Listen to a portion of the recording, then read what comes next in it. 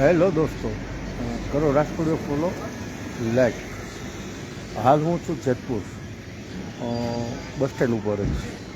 તો રાતના વાગ્યા છે 3:30 અને મિત્રો ગાંઠિયા ખાવા હોય.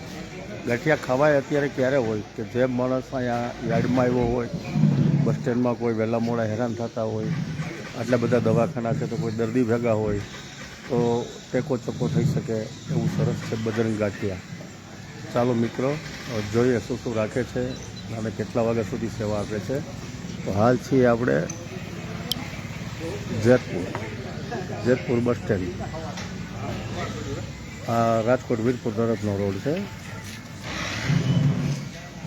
આ છે જેતપુર તરફ અને પેટ્રોલ પંપની સામે જ બજરંગ ગાંઠિયા, જ્યાં મળે છે ગરમા ગરમ ચિપ્સ, ગાંઠિયા, જલેબી. યોગેશભાઈ પ્રજાપતિ છે. ઓકે યોગેશભાઈ નમસ્કાર. શું શું બનાવો છો તમે? જલેબી,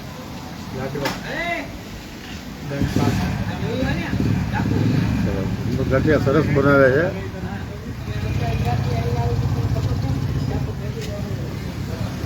ગાંઠિયાનો ગાળો ઉતરે છે, એ ચિપ્સ બનાવીએ.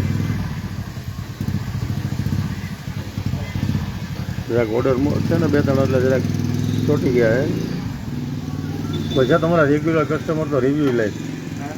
અરે જાણીતા છે બોલ્યા હવે હું તો રિવ્યૂ લઈ. નિલેશભાઈ કેવા ગાંઠિયા બનાવી ભાઈ યોગેશભાઈ? એક નંબર, કાંઈ ઘટે નહીં. કાંઈ નહીં. અને કેટલા વાગ્યા સુધી ગાંઠિયા મળે? 5 વાગ્યા સુધી આવવાનું. રાતના કેટલા વાગ્યા સુધી? 10 થી 5. 10 થી 5. આ કોઈ દવાખાના ભેગા દર્દી હોય, પેસેન્જર વહેલા મોડા થયા હોય, મળી જાય આરામથી, ગરમા ગરમ. ગરમ. જો આ બધા મિત્રો ગાંઠિયાની વેઇટિંગમાં છે. આ મિત્રો વેઇટિંગમાં છે. આવી